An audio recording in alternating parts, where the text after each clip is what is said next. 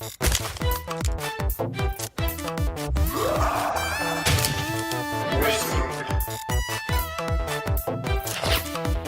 the Bruiser.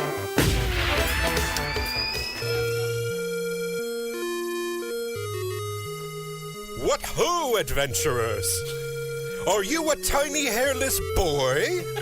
Oh, have I got a quest for you, you tiny boy? I'm afraid, Mom. Take the blade, child. This guy's clearly wearing a fake wizard's beard. It's dangerous to go alone. No, Mom. Take the blade. Mom, do you have Sunny D? The octopuses shoot rocks at you. You only have purple stuff. Kill the pig. Save the girl. I'm pretty sure. Yes, I'm certain this man wants to molest me. Do you have the recorder? Play me a tune on the recorder. I am the wizard, Jake Young. And I'm the Bruiser, Holden McNeely, and you better watch out, because we're in the schoolyard right now, and I got a fistful of rocks. Today we're talking about, if that music didn't tip you off pretty clearly, Zelda: The Early Years. Jake, I love Zelda, and I cherish it, and I have a deep and intricate history with this game series. How about yourself? This might be my favorite game series of all time, or if not, like, number one, the most consistently present and good series. I have nothing but pleasant memories. Ocarina of Time was a breakout moment for me as a kid. I rented the N64 from the Blockbuster. Ooh, that's a power move. God damn, it was so good. Just to play that fucking game, man. And Pilot Wings, which was okay. And it's been this innovator, this presence in gaming, in the evolution of gaming, kind of every single step in the growth and the technological progress of video games. Legend of Zelda was like right there, innovating in ways in terms of gameplay and mechanics and graphics and everything in that. Absolutely, and I mean, in a personal level, I remember my next door neighbors, the Fields. They had a Nintendo. I did not. My parents forbid it. They said it had witch magic inside of it. They just hated Asians. That's what it was. They disliked Asian people. They said, Pearl Harbor and all that. So those sandal-wearing goldfish tenders? Not my boy. No, but we just didn't have a system at that point. They were pretty expensive. My next door neighbors had an NES, and they had Legend of Zelda. And I remember going over to their house, and they pulled this map out. And it, like, blew my mind. It was, and they had markings all over it, and they'd been taking notes. And I watched this game unfold in front of me, and I couldn't believe it. The secrets, the fact that, like, literally you needed a map to play this game. Like, it was so big and sprawling and nuts. It was like nothing I'd ever seen before. And it really, I think, might be the thing that got me intensely into video games. I think the original Legend of Zelda for Nintendo did that for me. Gave me this passion I have today. Another thing that sets it apart, that makes it like really stand out as this kind of paradigm changing property, is it was action role playing. It was an action adventure, because up until that point, we kind of talked about this in the Dungeons and Dragons episode. The adventure as a genre in terms of gameplay was still about numbers and math and dice rolls, because how do you gauge someone's options and abilities outside of a kind of very regimented system? And what Legend of Zelda kind of did differently was, you want to go somewhere, you walk there. You want to attack something, you attack it. And your limitations weren't based on like your level per se. It was based on just what tools you had on hand. It gave you an amount of agency and freedom and immediacy that was unheard of in gaming before that. I think the previous graphical adventure that broke people's minds was the Atari adventure, which was that's the Atari game that everyone makes fun of, because your character is literally a square, and you have to like just move your square around mazes while a dragon that looks like a fucked up duck. Just Google "fucked up duck dragon Atari," and you'll know what I'm talking about. And, text adventure games where you have to say, like, walk east. Yeah. Open mailbox. There's nothing in mailbox. Close mailbox. Walk into house. Monster kills you. Push door. I do not know push. Open door. Monster kills you. Yeah. But this was, okay, so Shigeru Miyamoto, of course, the Lord God of video games, Mr. Nintendo, we like to call him here. He actually referred to it as a miniature garden that they can put inside their drawer. Right. This is the story. It feels weird even having to say this out loud, but Shigeru Miyamoto was influenced by his childhood in Kyoto, where he explored the woods in his free time and stumbled upon caverns and would openly explore them as a young kid. And that level of uncertainty and exploration and discovery and having to rely on tools to further his progress is what influenced the core elements of The Legend of Zelda. He said, "When I was a child, I went hiking and found a lake. It was quite a surprise for me to stumble upon it. When I traveled around the country without a map, trying to find my way, stumbling on amazing things as I went, I realized how it felt to go on an adventure like this." And he grew up in Japan, because if you tried that shit in Australia, a spider would eat your dick off. So, yeah, he wanted to, really, Zelda was almost a reaction to another game he was creating at the exact same time, which is kind of fucking mind-blowing that these two games were being made at the same time. But that game, of course, Super Mario Brothers, incredibly linear, side-scrolling, very much about... Now, another thing you have to realize, too, why Zelda and Super Mario Brothers are such incredible innovations in gameplay. Oh, they came out for two different systems. Oh, well, yeah. I mean, what I was going to say is that for the most part, a lot of games out there, the gaming landscape was about the high score. Less so about sort of what Zelda and Super Mario Brothers were for his focus, were about completing a game, changing it to being like beating bosses, getting to that end screen. That was what the game was all about, as opposed to sort of just an endless kind of high score for bragging rights a la Donkey Kong or Galactica or any games like those. Game's over, Dig Dug. We like narrative now, you ass. So Zelda was a reaction to essentially Super Mario Brothers, which is very linear. He wanted to create, of course, a phrase we all know at this point, if you're a gamer type of person, is the concept of the open world. The idea that you can go anywhere in this world from the moment you sort of pop out into it and explore and just discover things on your own. I remember that being such a mind-blowing concept when I first went to the Fields house back in, that must have been 90, 91, whatever it was the idea that I was like, wait, there's an order to these dungeons, but you could totally beat Dungeon 3 and then Dungeon 1 if you wanted to, and there's just sort of like, they're all just there for you to go find them. Well, wait, how do I find this thing? Oh, you systemically try and burn every bush in every screen in the entire game until one of them reveals a staircase. Have fun! And it was just so brilliantly conceived, and it was really the first time I had experienced anything like that, because I was so used to, just teachers being like, do this and go there, and if you don't, I'll pants you in front of Martha, and Martha's like, naughty. Whereas opposed to this, where like no one was being mean to me, you know what I'm saying? And I got to explore things. It also, besides the bigger concepts, the game played great. Like, swinging your sword felt good. Yeah. Using the little magic shot, blocking stuff with your shield, and my personal favorite, number one item in all of the Zelda series, my boomerang. Yeah. Throw that boomerang. Now you're frozen. Now I can just waddle up to you and stab you to death like a good 10-year-old. Link is canonically 10 years old in the first Zelda game. And I love that when you had full hearts, your sword would shoot out. Yeah, it's like the and those sound Super effects. producer Marcus Parks and Foley artist sitting in with us. How you doing? That's right, Marcus. Bit of a goblin today. But it sort of was brought to the fold. Well, you were mentioning it came out for two systems, so we should probably talk about that for a hot second. You're talking about the Family Computer's disk system? Of course, the Family Computer disk system.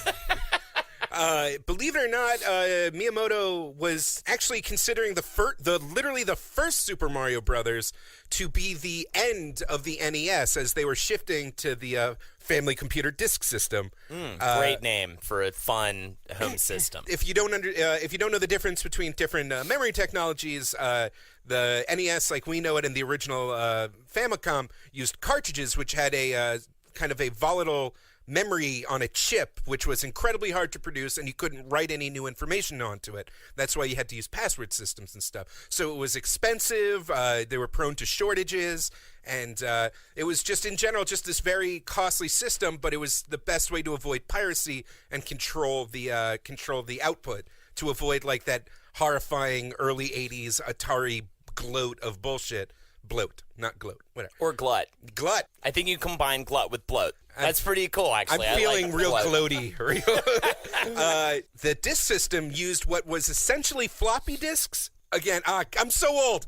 Floppy disks are the things that when you hit save on a document and it's that weird rectangle you don't recognize? Just look it up. I mean, come on. What are you living? You can't always live in the future, kids. I mean, technically, the one that you click on, that's a 3.5 millimeter floppy disk. The 5 floppy disk is actually the music didn't used to just exist in a box. You had to go out. You had to listen to it and buy records. You damn brats. Tune in next week on Wizard of the Bruiser when we cover hitting a hoop with a stick.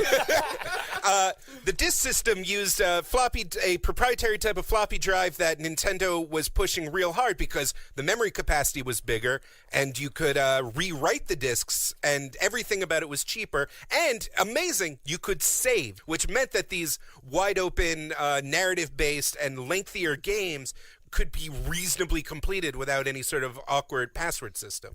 And a lot of the games that we enjoyed in America on the NES were actually disk system games that had to be kind of hacked back into cartridge shape with like battery saves and all this other technology, and it kept the price up. But whatever, that's for another time. What were you gonna do?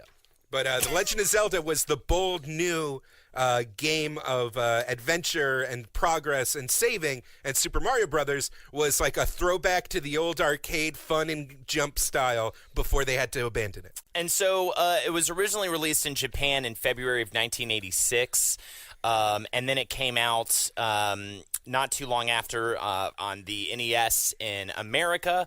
It went on to sell 6.5 million copies. That's huge. That is huge. And for those of you who don't know, I'm getting mad at you kids. It was a gold cartridge, which was very fucking cool, right? Right, Marcus? Oh, I loved it. It's like something about that. It was like I had a treasure, and I remember. So eventually I was able to borrow the Field's Nintendo in order to play Zelda. I have like weird Nintendo Zelda luck, by the way. I have this bizarre situation where if I don't currently own a Nintendo system, I will somehow end up being able to borrow an entire system from somebody just to play the new Zelda game. It's how I played like most of them, including Wind Waker and some other ones like that. Just somebody will eventually just say, here, would you like to borrow my entire gaming system and this game so you can play it? I don't know what it is. Great Zelda luck. Either way, I borrowed that game, and I remember when I received that gold cartridge, it was like I earned a treasure. Yeah. And it was like the game itself. And you put the thing in, and again, like I know I kind of hit on this earlier, but I'm not sure how prevalent this was in other games, but I know that it was one of the amazing things about Zelda was just the level of secrets, the amount of shit you could find in Zelda, the amount of unexplored. But you could do this, and you could do this, and if you walk down 5 times in the thing, you'll find a new thing, and if you blow the whistle here, some crazy the lake will dry up, and there was just so many little tricks and so many, and of course the NPCs in the game are saying the weirdest shit ever. Oh God! And having to actually, so the part of the game that they made on purpose, they tested this a bunch, and like one of the earliest changes they made was they took away your sword at the beginning, so you knew you had to seek out caves and like talk to NPCs to discover secrets and get clues to solve puzzles. A great simple way to introduce a mechanic. Yeah. Right. But it was built into the game that the instead of like having a huge manual, which was again another throwback to the old numbers-based adventure game kind of rule set. Just talk to your friends. Like, did someone figure out a thing, like, randomly in the dead of night? Like, tell all your buddies. Like, it was a socially solved game. And that was the thing with the map and the notes from my neighbor's house was there was so much sort of trading of information and like, oh, but you don't know this. And it kind of led to a whole thing. So if you purchased the game and sent in a warranty card, you became a member of the Fun Club. And those members would get a little newsletter. Well, eventually... and then Shigeru Miyamoto would come to their house in the middle of the night and beat them with a bar of soap. That is like one of the most like specifically translated from Japanese things about Nintendo. It's like, oh, Fun Club. Fun Club. Do you like to be part of the Fun Club? So anyways, in early 1988, there were over 1 million Fun Club members, which led to the then Nintendo of America president, Minoru Arakawa, to start the Nintendo Power magazine. So that's where it kind of came from, was this sort of secret trading. There, of course, was a hotline as well that you could call in order to get tips from people, which I love. Before the internet, you actually had to call the tip hotline and talk to a human being and be like, I can't get past this boss, which I never did that personally. But it costs like $1 bajillion a minute. It was a 900 number. Exactly. My parents have never laid a hand on me. They've been nothing but supportive and like kind, and they would punch my teeth out if I was like, oh, I figured out how to get the ice beam in Metroid. It only costs $48. And I wanted to talk about a couple more things just about the approach that Nintendo and Miyamoto has to their games. Mainly, as we talked about, he was heavily inspired by his explorations. There was one story he told about how he found a cave when he was exploring, and throughout the course of a week, he had to build up the courage to enter the cave, and he finally did, and it felt so great, and he wanted to instill that in a game. That was definitely a big inspiration for Zelda. But also, they had a general philosophy.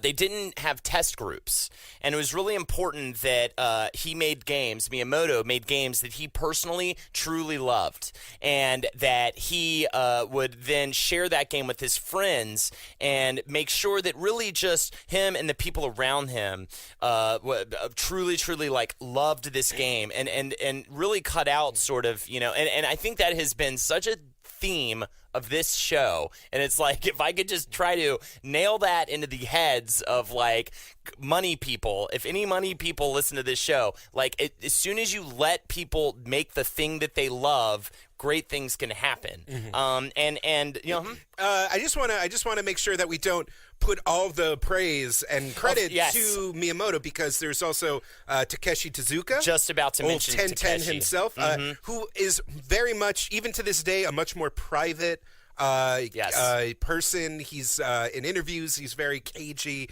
and kind of just like goes along with the company line. He is referred to Miyamoto as his senpai, so like he's clearly like looks up to Miyamoto, but he had a huge role in wrote the story and script for the story and the script, and games that he took more of a lead on are some of the most beloved ones, like kind of the ones that Zelda fans truly love, like Link's Awakening had way more influence from him than Miyamoto, and had a much more like fun and dynamic style. It's so good. And of course Koji Kondo did the music, these amazing themes.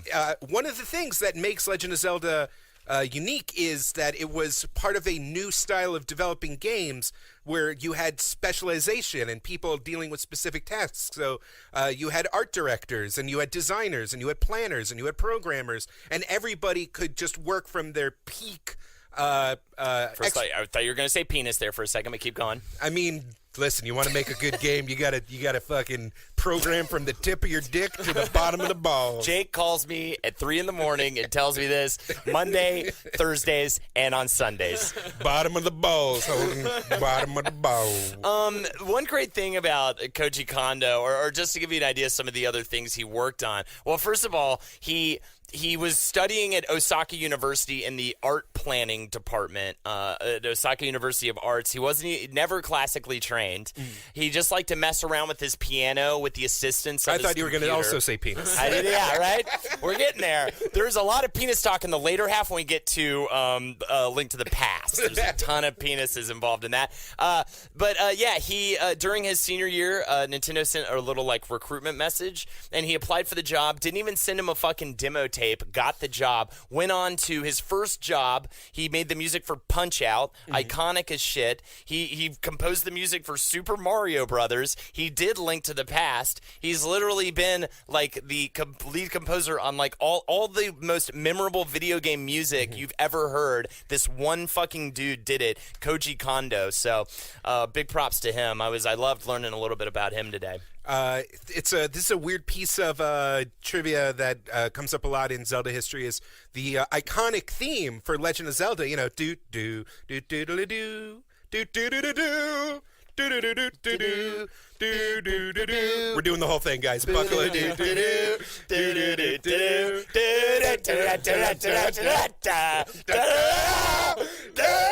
Where were you, Father? I'm sorry. It just happens to me sometimes. That was created in a improvised, like, kind of rush because Koji Kondo found out that he was denied the rights to the classical music piece Bolero. Yes. Which is like na na na na na na na na na na. You know that one. Memories like the color of the cats. No, Okay. definitely not cats. Sorry. Tinkerwink and Winkle. What is it? What's that awful song? You gotta save that for. I remember when I was a little kid, my parents took me to see Cats, and that song came on, and I was just like, "This is not good." Our This April is Fool's bad. episode is gonna be about cats. Yeah, yes, it needs to be. But anyways, I'm sorry, you were saying, oh yeah, it was Bolero, yeah, originally, and he couldn't get the rights to it, right? It was a wasn't later classical piece. It wasn't quite old enough. Yeah. In order to get the rights, so he just created his own sort of version, and I would say it's probably more well known to listeners now than Bolero. More weird facts about The Legend of Zelda that not a lot of people realize is all the dungeons have specific names and are shaped after various or have very specific shape designs. There's like a snake dungeon and a bird dungeon and a swastika dungeon. Anyway, moving on. No, the cool swastika. You know, when people are like, "Nah, man, no worry, it's the cool swastika." See, it's turned the other way. Still weird. Still in the game. And of course, if you beat the game, you have the second quest. Yes. Which they added because they just had some extra memory around. Oh, so good. You can access the second quest early by making your name Zelda. And Zelda, by the way, was based off of Zelda from F. Scott Fitzgerald's wife. Yeah, from his life. Miyamoto felt that name sounded pleasant and significant. But anyways, yeah, the idea... The confusion where it's like, wait, the boy is not named Zelda? It's because... The story of Little Red Riding Hood isn't about the huntsman. The story of Sleeping Beauty isn't about the prince. So the Legend of Zelda is about the maiden that was kidnapped. And Link and the Fairy are based off of Peter Pan and Tinkerbell. It was designed as a coming-of-age motif for players to identify with, who because he starts as an ordinary boy and then slowly works his way up, with the different items and things. Still hairless, no matter how strong. Absolutely. And I wanted to go back to Tetsuka? Takeshi Tezuka? I just want to say Tetsuka because it sounds like an Akira thing.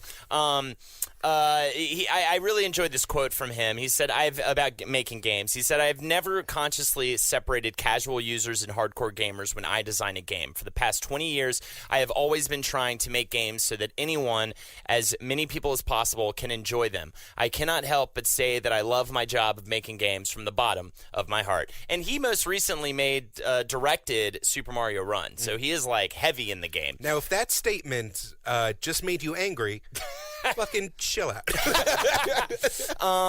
My girlfriend likes to play it. All right. What was I gonna say too? Oh, just that I read some weird stuff about Miyamoto, like playing the game on his offhand to try to get into the mindset of somebody who like never plays video games.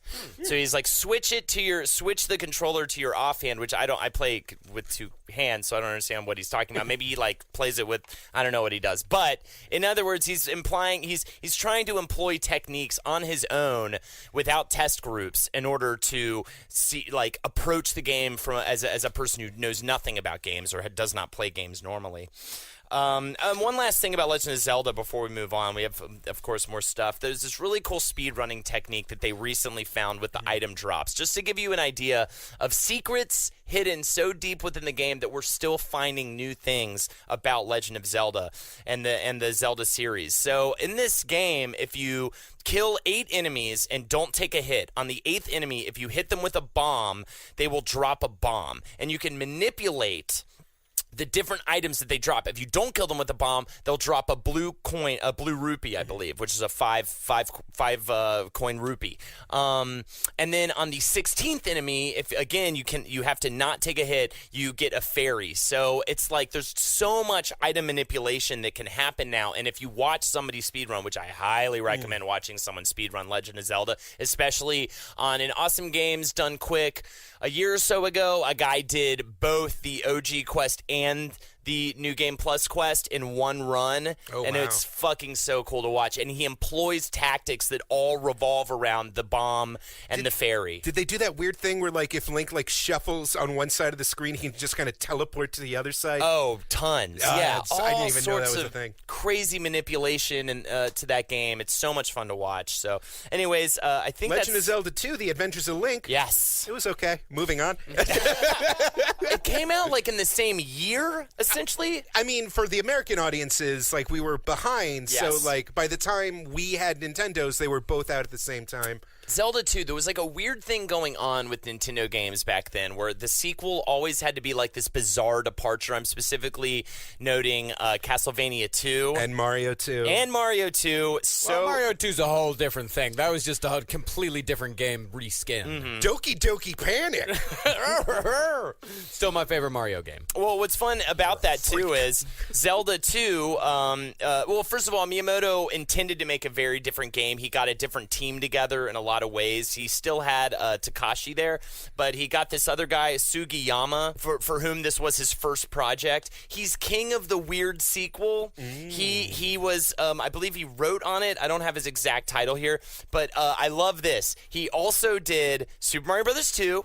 He did F-Zero X. He did Wind Waker. He did Star Fox 64. These are all like the weird sequels to the franchise that are like weirdly different and kind of like probably not as good, but you know, we You shut tried. your mouth about Star Fox 64. We will have a man slap fight. All right, we have to stop the recording so Jake and I can go wrestle on the ground. I apologize. All right, we're back from that. Okay. Oh, that was brutal. I got slapped 17 times, and I couldn't. Disgusting to watch. I'm sorry. I just had a lot of fluids today. Zelda 2 was weird, really weird. It's like the one Zelda I haven't beaten besides Skyward Sword. Actually, I owned it and never beat it. I tried. It's hard as shit. It had EXP. It had side-scrolling, which did come back in Link's Awakening a little bit. Side-scrolling has come back a little bit, but Not like, in the same way. not at all. I think it was Final Fantasy and Dragon Quest, like, kind of made the number-based RPG back. Like, it kind of brought it back.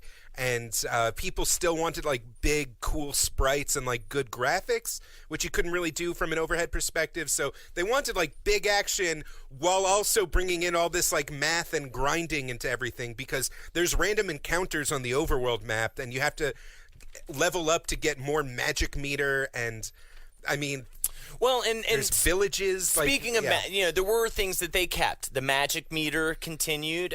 Most importantly, the Dark Link character made his first appearance, and he's pretty that iconic. fight is so annoying and brutal. Oh my God, yes. It has like a level of like Dark Souls kind of combat, because Yes. each character, an enemy type has like tells, and you have to like aim high or low, and you can't overcommit to. You can't just like bash your way through a lot of this game. It's very deliberate. Yes. And I think that was it. To my like tiny addled brain, I just couldn't. I didn't have the patience. I mean, try to play it again now. You're not gonna. I had a want to roommate. talk to my old friends Error and Bagu. I had a roommate that was just killing himself trying to beat this game not too long ago. Back when I had roommates. It was also the first time the Triforce of Courage made an appearance. So we should say in the first game, the only two Triforces are Ganon stole the Triforce of Power. Ganon, of course, the big pig-faced man monster, the main villain of the show, of the whole thing, and then Zelda hid in 8 different pieces, right? The Triforce of Wisdom, and that was like her Triforce, and then the Triforce of Courage, which was Link's Triforce, was introduced in Zelda 2, actually. Link's Revenge. Before that, it was just the Biforce. Yeah, it was just the Biforce at that point, which was weird, and then it was like a whole thing, and then everybody was coming out as Biforce, and it was like, oh, what are we going to do about the bathrooms? And then it was like they introduced bathrooms, of course, in Link to the Past. It was also... Social commentary, didn't see that coming. We also, the towns in Zelda 2 were Rauru, Ruto, Saria, Naburu, and Darunia. Which is actually, if you, those are all names that come into play a lot later in the series. Yes, in Ocarina of Time, those become the names of the sages. And, okay, I mean, I can't even begin to get into the whole timeline thing. There's a Historia that came out. Fuck that timeline. It's split into different things, but either way, Zelda 2, what's hilarious is Zelda 2 is actually, like, the most current time-wise in the whole thing or whatever, in terms of because Link to the Past is a prequel, and so essentially like all of those towns are like named after the sages because the sages happened technically in the past. In the timeline. Have you looked at the timeline, Marcus? I haven't. It's a nightmare. It splits off into 3 different timelines. Essentially, like for no reason that I understand, Zelda or Nintendo was like, okay, here's the timeline, and it's just baffling that it's like there's 3 different names for each different timeline. Look it up, and there's also a whole book dedicated to it called Hyrule Historia. I have looked through the book. The book is actually a lot of fun. Cool. Yeah. So anyways, it did introduce some cool things, and man, it sold 4.38 copies. Yeah, that's the million thing copies. People call it the black sheep of the series, but it did just peachy. Yeah, oh yeah, it did fantastic. Okay, yeah, I see this. Yeah, it goes Skyward Sword, then the Minish Cap, then 4 Swords, then Ocarina of Time, and then from Ocarina of Time, that splits off into 3 timelines. Yes. And the one that we all know, like A Link to the Past, Link's Awakening, Legend of Zelda, Adventure of Link, that's what's called the Failure Timeline. Okay. And then there's the Child Timeline, which is Majora's Mask, Twilight Princess, and the 4 Sword Adventures. And then there's the Adult Timeline, which is Wind Waker, Phantom Hourglass, and...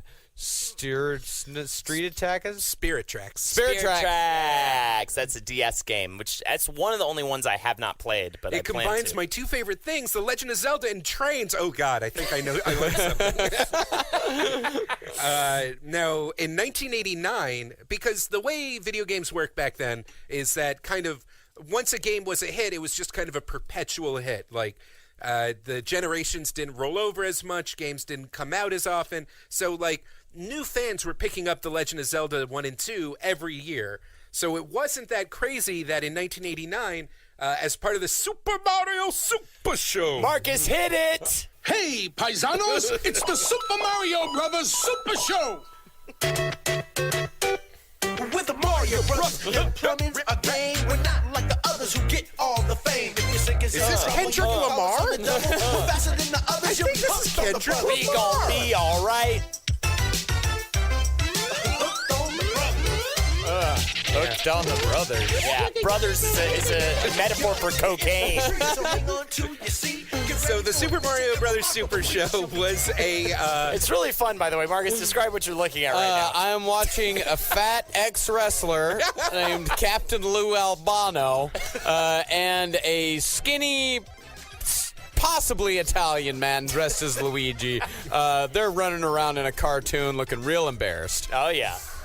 That was a syndicated television show, ran on Saturday mornings and weekday mornings. Loved it. On Fridays, they would change up the schedule while instead of showing a cartoon in the Super Mario universe, they had a special The Legend of Zelda cartoon. Yeah. It originally ran from September to December in 1989 for 13 episodes.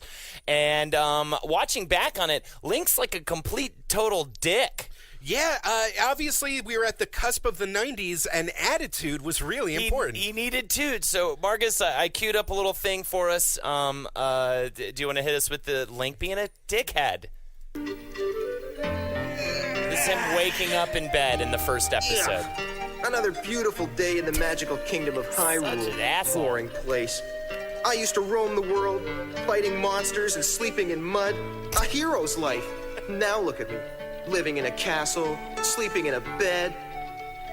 Aren't I sweet? Yeah. I'd like to know one good reason why I even stay here. Wait, that's... Oh. Yeah. Okay, so there's one good reason. This is him looking at Zelda on a balcony. Looking good, princess. Especially from this angle. Oh yeah, it is super key that this series is really rudimentary. And, Oh, wait, hold on. Uh-oh. Oh, he doesn't say... I thought he was going to say his tagline. Wait.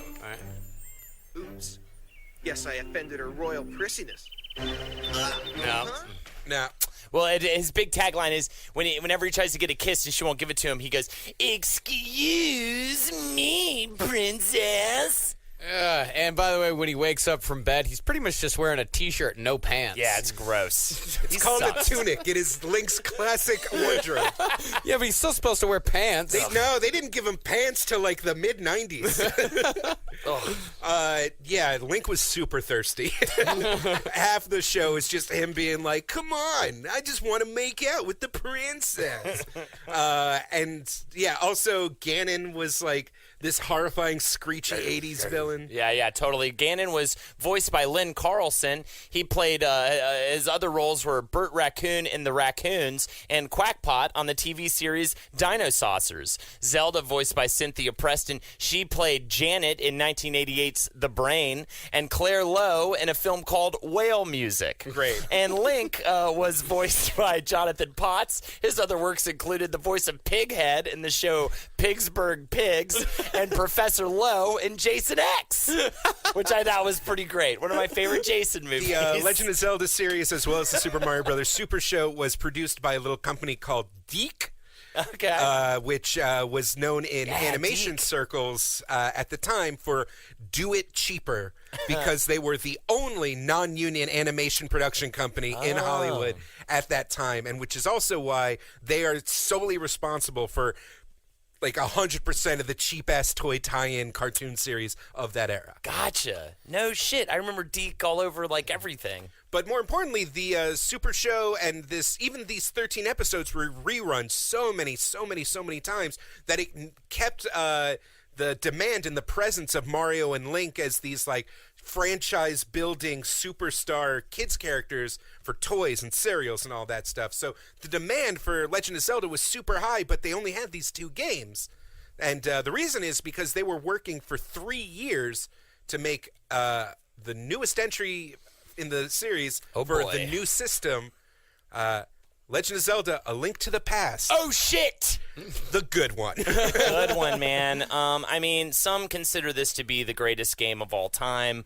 Definitely, it's, arguable. I loved it. I remember when it came out, I was intense about, I was a Sega Genesis kid, and that was the game that made me so jealous of people who had Super Nintendo. I mean, Super Mario World as well, but man, did I want to play that game so bad. It just was everything I could ever want in a video game.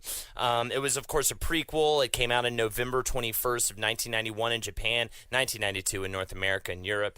It introduced some new things, namely the Master Sword, derived from Arthurian legend. The Legend of Excalibur and the Sword in the Stone and all that stuff. It also introduced the light and dark worlds.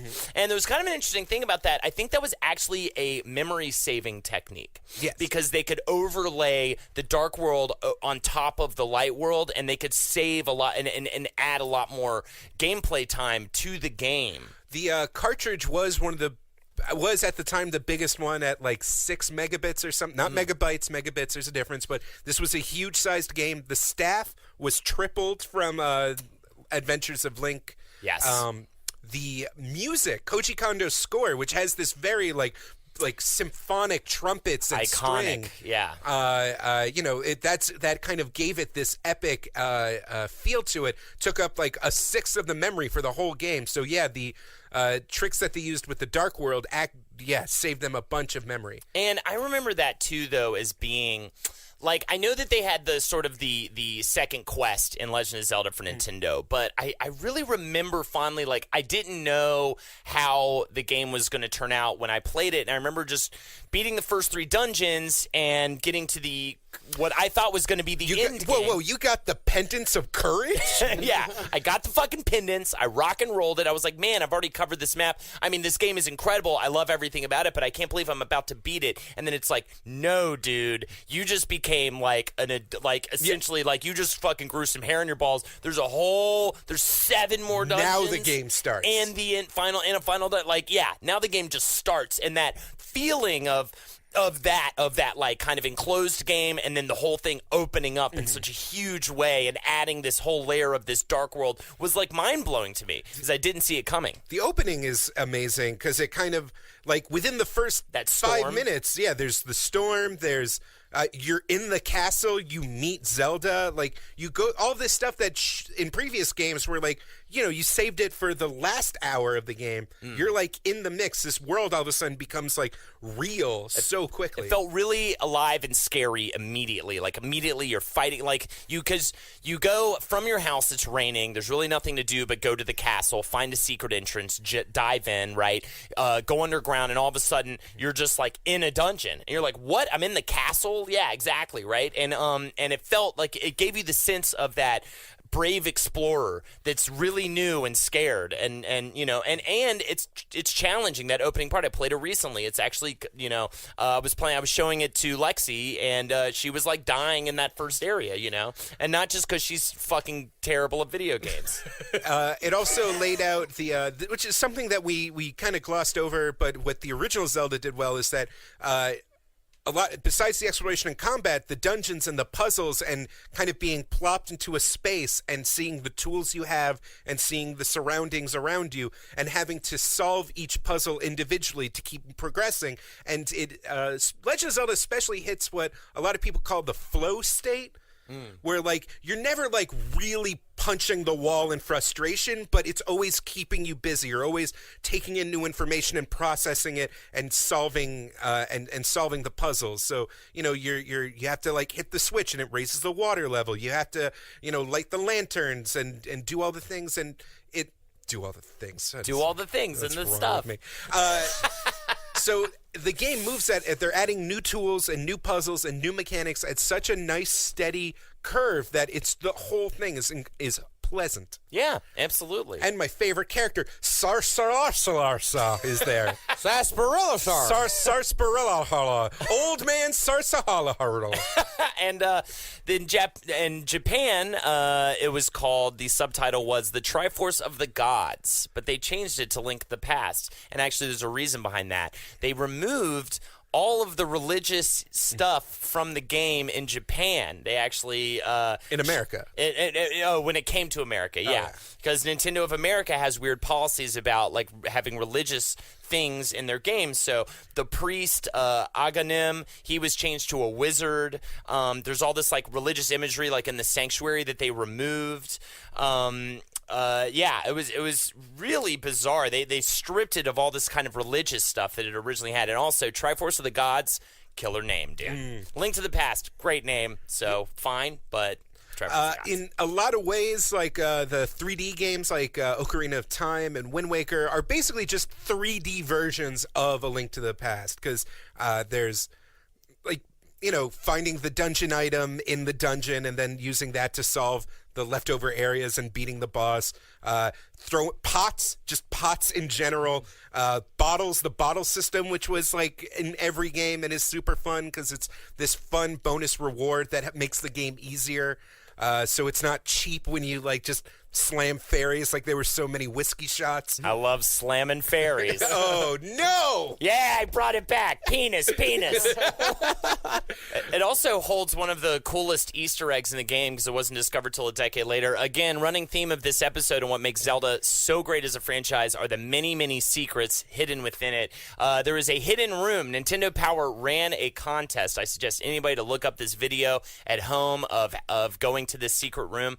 The winner got to appear in the game. It was a very hidden room containing 45 blue rupees and a note that read, "My name is Chris Houlihan. This is my top secret room. Keep it between us, okay?" It was found through 5 different methods. It was actually a room that was a crash prevention measure. So you had to do a bunch of weird manipulation in the game to even just end up popping into this room secretively. And it's something they didn't find till years and years later.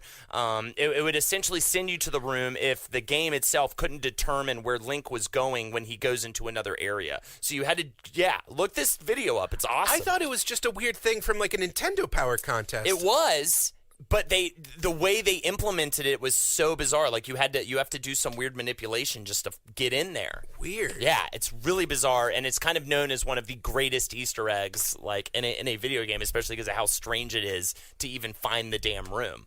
And Chris Houlihan, by the way, of course, Chris Houlihan won the contest. That is such a that kid sucks too. You could tell. You know, you can just name your character Chris Who, and like that's just as good. A couple things Miyamoto said about development in Nintendo before we get to the shitty garbage that is the 3DI games. Miyamoto said at Nintendo, we don't spend a long time or have a lot of employees working on the development of a single game. We start by having a few people developing a title which lasts about a year. Then we add some more staff who spend about 8 months putting in the final touches. During development, I worked so hard that people ask me, what are you going to do when your body gives out since you never go home? But I always ensured that I get 8 hours of sleep a day so my brain doesn't get tired. Sounds like a real workhorse, Jake. I mean, anyone who can sleep 8 hours and still put out several classic gaming franchises is a disappointment to the Japanese people. But that other comment he made about keeping the employees low, I think, again, it just goes to show the Nintendo model for why games like Super Mario and Zelda are so fantastic and so just tight and great, such tight and great experiences. They're very personal, small teams doing with a lot of love, making these things. And I think that again, is kind of the moral of the story with the Zelda games and a lot of the other works that we talk about in this whole Wizard and the Bruiser series is make it personal, make it a tight-knit group, make it people that have an intense work ethic, and some amazing shit will come out of it. So we should probably do an episode on like Michael Bay's Transformers 2 just to show what happens when it's just, throw money at it. I don't know. Fuck. So what, like every reshoots, rewrites. I don't go. So with every Link, there is a Dark Link. For the whole Zelda franchise, there is, of course, the alternative. Long have people tried to sweep this under the rug, but the CDI games, Link, The Faces of Evil, and Zelda, The Wand of Gamelon. The Wand of Gamelon, and a third one, Zelda's Adventure, which was from a different developer. Yes. But also it was garbage. also shit. And so what made these two initial games so terrible was that they were both made at the same time with a budget of $600,000, which was very low. Don't worry, though. They hired a shady Russian animation publishing house to handle all the work. Yes, they hired some Russians to make the cuts. Animation Magic, who also did the PC game I Am Mean. And the sole thing that all these games have in common is just a terrifying animation style where, like... I mean, if you've been on YouTube long enough, you've seen the YouTube poops for all the CDI Zelda games. Absolutely. The characters are grotesque and always like moving in these bizarre poses. Well, I guess let's get a little audio on that if we can, Marcus. Gee, it sure is boring around here. That's Link. My boy, this peace is what all true warriors strive for. I just wonder what Ganon's up to. Your Majesty, Ganon and his minions have seized the island of Korodai. All right, okay, that's enough of that. So do some Russian roulette to see where it comes in. Yeah, let's... Find my house. Now you will see the sand krumies that prevent your approach to Ganon. Go with many blessings. It's bad. You must die. It's bad. One more. Let's get one more random one here. Little Russian roulette with the... Dare defy me? You will die. Guess again, Iron Knuckle. That's the worst part of all of these things is between the animated series and these animated cutscenes is they keep using the names of these enemies that were clearly like just for internal use only and like for the instruction manual. Yeah. But all these poor voice actors had to be like, "Watch out! It's a Dodongo." Yeah. And so how the hell did this come to pass? Well, I'll briefly explain to you how the to fuck tell the this story happened. of this. You have to tell the story of all of video games. Of the Nintendo PlayStation? Yeah, I definitely need to tell the story of that. In 1989, Nintendo signed a deal with Sony to begin development of a CD-ROM-based system, which would eventually, on Sony's end, become the PlayStation. But it was originally known as the Nintendo PlayStation, which, by the way, you can look this up. Sometime, I think it was last year or the year before, somebody actually found a dev kit Nintendo PlayStation and was able to like mess with it a little bit. But it looks crazy. It's like a weird Nintendo version of the PlayStation. Anyways, or the SNES CD, as it would possibly be called, as an add-on to the Super Nintendo, just like the Sega CD was an add-on to the Sega Genesis.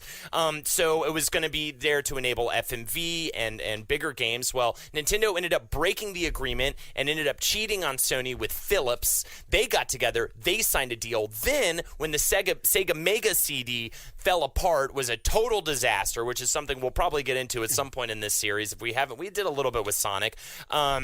They scrapped the idea completely, broke their agreement with Sony, or with Philips rather. But when that agreement dissolved, Philips gained the rights to create games using Zelda characters for the CDI specifically, and also there's the Mario Hotel Mario, which is also I think a that's trash part of the fire. deal is that like because they could only use the characters but not the gameplay. Yeah, like, so laggy controls, the terrible cutscenes that we talked about. The dev team was 3 programmers. They had 1 musician and 1 freelance writer.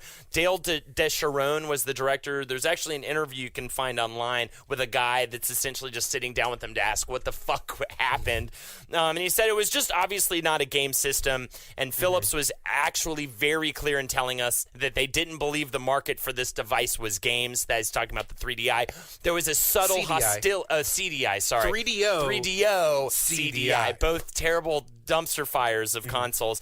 There was a subtle hostility, rather, he said, towards games that I noticed from the upper echelon of execs. So, and then the only thing this thing was supposed to kind of not be, it was the worst of all the worlds. It was trying to kind of be a computer, kind of be a DVD CD player, and kind of be a video game console, and it just wasn't quite enough of any of those things, so it was just kind of total trash. And then the people, the higher-ups, they were like, oh, we'll make some games for it, but it's really more for these other things, and it ended up only being sold as a game system, essentially. Like, people were only buying it to play these trash games on. And it was actually, they were reviewed reasonably, and now, at the time, and now they go down in infamy as some of the worst games ever made. It's truly horrifying. I have, like, vague memories of, like, running through an electronics store as a baby, like a tiny child, being like, oh my god, CDI Zelda, the thing I love, but better, and just like feeling true disappointments. But 1993 wasn't a wash. Yes. Because on the Game Boy, Link's Awakening came out. One of my favorite Zelda games of all time, Link's Awakening. I remember I could beat it in a trip to the beach, which was 3 or 4 hours, I believe. Mm-hmm. I was like that. I was speed running that game. I loved it so goddamn much. It was By so good. zooming in the camera a bunch, they kept basically the level of graphics from the Super Nintendo, but on the Game Boy screen, and the game had a sense of humor about it. It had this kind of easygoing, like kind of free-for-all, because the whole game takes place within Link's dream, except then it turns out it's not the dream of Link. It's the dream of the windfish. I love it. Hold on, what noise does a windfish make? There was just this big fucker egg at the top of the island. You want to party?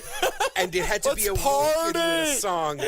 And on the whole way, you meet all these like new interesting characters, and they have this very like fun referential kind of in-jokes about previous Nintendo franchises. One of my favorite fucking things in a Zelda game of all time was how you could actually shoplift in the store. Yes! And if you got away with it, all the characters knew you did it and would call you, they would stop calling you by the name you programmed yourself with, and you would be Thief. Yes, and the guy would straight up murder you. If He would murk you so bad. When you walk back in the store. Sometimes in RPGs, I will name my character Thief just from like familiarity from old Link's Awakening save files. Ah, so good. And when you finally gathered all the instruments and were able to, like, because the whole time you're like, what the fuck is this windfish thing?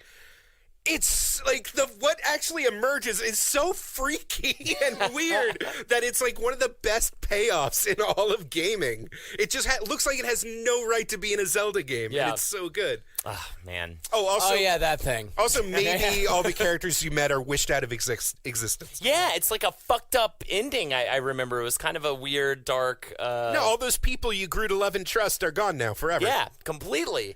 Oh man, I just remember that was so great, and the trading mechanic in that game, the whole the overlying side quest to get the like big awesome sword was amazing in that game, and the puzzles and everything were just phenomenal. Anything that lets you use the Pegasus boots on the go is all right in my book. One of the greatest games, easily one of the greatest games on the Game Boy, and that's saying a lot. And that's kind of Zelda's thing, right? It's one of the greatest. It's like the greatest title on every Nintendo console generally. For most Nintendo games, for most Nintendo systems, Zelda is the game that the people who made the actual system get to like try out. They get to like kick the tires and see the possibilities of what can be done. And not to date this podcast too much, but soon we'll be doing that with the Switch and Breath of the Wild. That fucking Switch is sold out so fast. You better I don't know what voodoo magic gets you free Nintendo consoles, but you better hope it works. I got a Wii U, so I think I'll just play it on that personally. So apparently it's not that big of a difference in terms of how it runs, so thank Lord on that. If you're looking for a newer version of Link to the Past and the old school kind of Zelda type, I highly, highly recommend on the Nintendo DS or 3DS Link Between Worlds. Link Between Worlds, woo! That's close to a perfect game as I've played in a good long while. Holy shit, that game, exactly what you just said, Jake. So it is nigh on perfect. But we'll get to that next week. Oh, shit. That's right. It's the next two-parter. Hey, do we have opinions about Ocarina of Time and vaginas? Hell yeah, we do. I don't know about the vaginas thing, but I definitely think they're fine.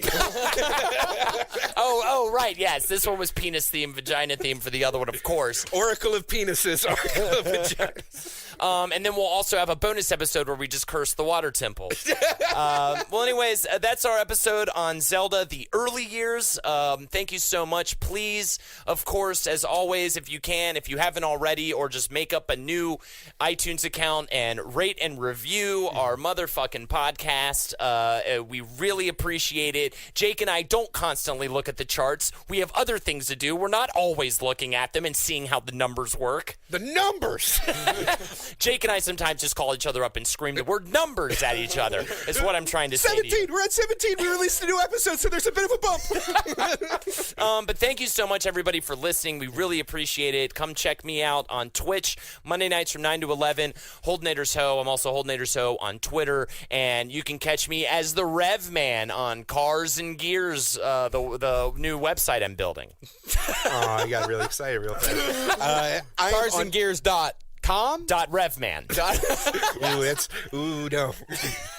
You can find me on Twitter at BestJakeYoung, and if you liked us joking about The Legend of Zelda, we just did a Legend of Zelda episode of the Drawfee channel. Awesome. So go to YouTube, look up the Drawfee channel, and look for bad Zelda knockoffs, where me and some very talented artists try and recreate The Legend of Zelda, but not get sued.